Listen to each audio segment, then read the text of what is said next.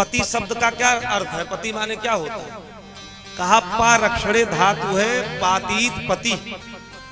पति माने होता है जो अपने पत्नी की पवित्रता की, चरित्र की हर प्रकार से रक्षा करे, उसी का नाम है पति। और पत्नी किसको कहते हैं? पतनात् त्रायते, जो अपने पति को गड्ढे में गिरने से बचा ले जाए, पतन में जाने से बचा ले जाए, संकटों से जो बचा ले जाए वही पत्नी है। तो इससे ये सिद्ध होता है कि पति की सर्वविध सुरक्षा करना पत्नी का कर्तव्य है और पत्नी की सर्वविध सुरक्षा करना पति का कर्तव्य है। एक दूसरे के दोनों पूरक हैं। जैसे एक पहिए से रथ नहीं चलता, उसी प्रकार से गृहस्थ का रथ भी, पति और पत्नी गृहस्थ रूपी रथ के दो पहिए हैं। अगर एको पहिया गड़बड़ हो गया तो घर का रथ ठीक ठीक नहीं चलेगा। इसलिए दोनों पहियों को सही रहना पड़ेगा। सूझबूझ के साथ, धर्म के साथ जब गृहस्थ का रथ लेकर के आगे बढ़ोगे तो ठीक ठीक रथ आगे बढ़ेगा। और एक पहिया ठीक है, दूसरा पहिया पता चला पंचर हो गया, गड़बड़ हो गया, तो गृहस्थ का रथ भैया ठीक ठीक चल नहीं पाएगा। यथा, इसीलिए यथा ह्यकेन चक्रेण ना रथस्य गतिर्भवेत्। इसलिए पति और पत्नी दोनों का पहिया ठीक होना चाहिए। कितनों संकट, कितनों विपत्ति आवे, अगर कभी कभी पति क्रोधित हो जाए, गुस्से में आ जाए, परशुराम भगवान का रूप धारण कर ले पति देवता, तो पत्नियों को चाहिए शांत हो जाए। और कभी कभी पत्नी अगर क्रोधित हो जाए, महिषासुर मर्दनी, काल रात्रि दुर्गा, शिवरात्रि का रूप धारण कर ले, काली कराली का रूप धारण कर ले माताएं, तो पति का कर्तव्य वो शांत हो जाए, वो सुन ले भाई, उस दिन माता जी का दर्शन कर ले, उनमें काली मैया का दर्शन कर ले कि आज भाई चलो महिषासुर मर्दनी शेरा वाली मैया का स्वरूप प्रकट हो गया। तो जब पत्नी क्रोधित हो जाए कभी, तो पति शांत होकर सुन ले, और पति कभी क्रोधित हो जाए तो पत्नी सुन ले, तो मामला सुलझ जाएगा। और दोनों अगर क्रोधित हो गए तो कोई तीसरा फिर सुनता है, और फिर कोई तीसरा इन्वॉल्व होता है तो मामला बिगड़ जाता है। इसलिए एक बोले एक सुने तब तो बात ठीक है, और दोनों बोलने लगेंगे तो फिर तीसरे लोग सुनने लगेंगे।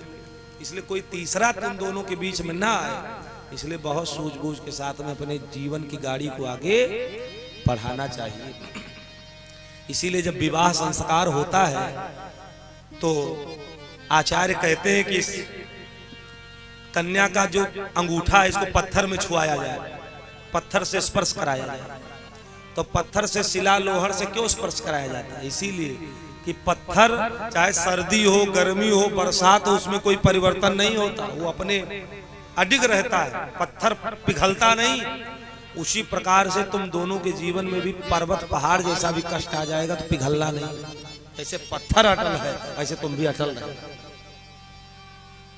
धान का लावा छोड़ा जाता है, तो धान का लावा का तात्पर्य और भी बहुत सारे, लेकिन एक तात्पर्य सबसे बढ़िया हमको लगा कि जैसे धान के लावों की कितनों वसा लो, पछोर लो, लेकिन जो छिलका है वो लावे से लगा रहता है।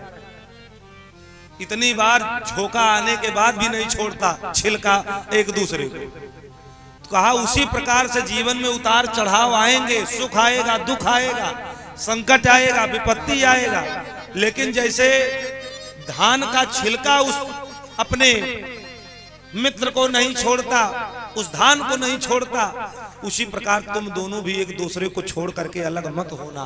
कितनों झोंके सुख दुख के आते रहेंगे, संकट के आते रहेंगे, चले जाएंगे, अलग मत होना। ध्रुव तारा दिखाया जाता है, ध्रुव माने होता है अटल, जैसे ध्रुव अटल है ऐसे तुम दोनों भी अटल रहना। तो पति पत्नी का जो संबंध है वो बड़ा मधुर संबंध है बंधुओं माताओं। और इन्हीं गृहस्थ आश्रम में भगवान राम आए, भगवान श्री कृष्ण आए, कपिल भगवान आए, महर्षि दयानंद सरस्वती आए, गुरु ब्रजानंद आए, आदि गुरु शंकराचार्य आए। तो सुदामा और सुशीला जैसा प्रेम जीवन में हो, सुदामा और सुशीला जैसे पति और पत्नी में प्रेम होना चाहिए। वही घर स्वर्ग है जिस घर में पति और पत्नी में प्रेम है, वही घर स्वर्ग है। नहीं तो बड़े बड़े पापियों के नाम के आगे लिखा जाता है कि फला फला फला स्वर्गीय फला, बड़े दुख के साथ सूचित करना पड़ रहा है। तो कहा कि अगर जीते जिस जीवन गृहस्थ स्वर्ग नहीं बन पाया तो मरने के बाद केवल कार्ड पे ही छपवा सकते हो, उसी पे लिखवा सकते हो, बाकी वो स्वर्ग में गए कहाँ गए उसका पता तो परमात्मा को है, ईश्वर को। तो पहले अपने गृहस्थ को स्वर्ग बनाओ, अपने पति पत्नी वाले रिश्ते को स्वर्ग बनाओ, सूझबूझ के साथ चलो। एक हमारे यहां बहुत बड़े विद्वान हुए,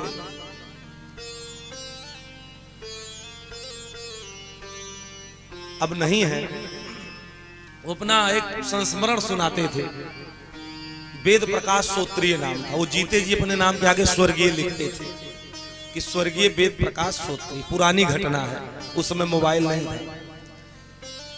तो वो अपने पुस्तक में लिखे अपने जीवन की घटना कि हम अपने नाम के आगे स्वर्गीय लगाते थे, तो लोग हमको यही जानते थे स्वर्गीय वेद प्रकाश सूत्री। वो चैलेंज भी करते थे, कोई अगर शास्त्रार्थ करना चाहे तो कर सकता है, हम जीते जी स्वर्गीय क्यों लगाते हैं? लोग मरने के बाद लगाते, हम जीते जी स्वर्गीय लगा रहे हैं। और पिताजी को भी इनके नहीं पता था, माँ को नहीं पता था, अकेली संतान थे। कथा प्रवचन करते थे, कहीं बाहर गए थे, डाकिया लेटर लेकर के आया, चिट्ठी घर में पिताजी थे, उनको दिया तो कार्ड के ऊपर लिखा था, लेटर के ऊपर स्वर्गीय वेद प्रकाश सूत्रीय। तो पिताजी आग बबूला हो गए, पता नहीं किस नालायक ने लिख दिया, हमारा बेटा अभी जिंदा है, जीवित है, और उसके नाम के आगे लिख दिया स्वर्गीय। आने दो फिर बताता हूं। तो कहीं से प्रवचन करके वेद प्रकाश सूत्री जी पहुंचे, तो पिताजी न दाना न पानी, पहले वही लेटर लेके पहुंच गए। देखो बेटा, पता नहीं किस मूर्ख ने तुम्हारे नाम के आगे स्वर्गीय लगा दिया। बताओ, मरने के बाद स्वर्गीय लगाया जाता, तुम जीते जी स्वर्गीय लगा दिया। तुरंत चिट्ठी लिखो, उसको जवाब दो कि ऐसी गलती दोबारा करेगा तो पुलिस में कंप्लेंट की जाएगी, बहुत बड़ी गलती कर दिया। अब वो जानते थे भाई हम लगाते हैं, इसलिए लोग जानते हैं बाहर के। अब पिताजी को कैसे समझावें? पिताजी कोई मिस्टेक नहीं, कोई गलती नहीं है, ये हमारा ही दिया हुआ टाइटल है स्वर्गीय। आगे सोचे कैसे समझावें, तो एक युक्ति समझ में आई। हाथ पकड़े पिताजी का, ले आए आंगन में बैठाए, माँ का हाथ पकड़े ले आए आंगन में बैठा दिया, पत्नी का हाथ पकड़े ले आए आंगन में बैठा दिए, बच्चे का हाथ पकड़ा अपने ला करके आंगन में बैठाया। पिताजी से कहा, पिताजी आज सच सच बताना कि हमसे प्रेम करते हो कि नहीं करते हो? तो पिताजी ने कहा, बेटा ये भी कोई बताने वाली बात है, तुम हमारी इकलौती संतान हो और हम तुमसे प्रेम नहीं करेंगे तो किससे प्रेम करेंगे? तुम तो हमारे सर्वस्व हो। माँ से कहा, माताजी सही सही बताना, हमसे प्रेम करती हो कि नहीं करती हो? माँ ने कहा, बेटा तुम हमारे आंख के तारा हो, राज दुलारे हो, बुढ़ापे के सहारे हो। तुम कहीं बाहर रहते हो तो हम सोचती हैं कि मेरे बेटे ने अभी भोजन किया होगा कि नहीं किया होगा, कहीं उसका सर न दर्द कर रहा हो, कहीं वो किसी विपत्ति में न फंसा हो। तो दिन रात बेटा मैं तुमको ही सोचती हूँ। पत्नी के पास गए, कहा तुम हमसे प्रेम करती हो कि नहीं करती हो? तो पत्नी ने उत्तर दिया कि जी बिनु देह नदी बिनु बारी, तैसे नाथ पुरुष बिन नारी। जैसे जल के बिना नदी का कोई अस्तित्व नहीं, फल के बिना वृक्ष का अस्तित्व नहीं, जीवात्मा के बिना शरीर का अस्तित्व नहीं, उसी प्रकार से हे पतिदेव आपके बिना हमारा भी कोई अस्तित्व नहीं है। आप हो तो हम हैं। बच्चे के पास गए, बालक से कहा तुम प्रेम करते हो हमसे कि नहीं करते? तो बेटा ने कहा, पिताजी आप तो हमारे सर्वस्व हो, आप हो तभी हमारे बड़े बड़े सपने हैं। पिता रोटी है, कपड़ा है, मकान है, और पिता छोटे से परिंदे का बड़ा आसमान है। तो आप हो तो हम हैं, आप ही के बल पर हम बड़े बड़े संकल्प लिए हैं कि हमारे पिताजी हैं, जो होगा वो देख लेंगे।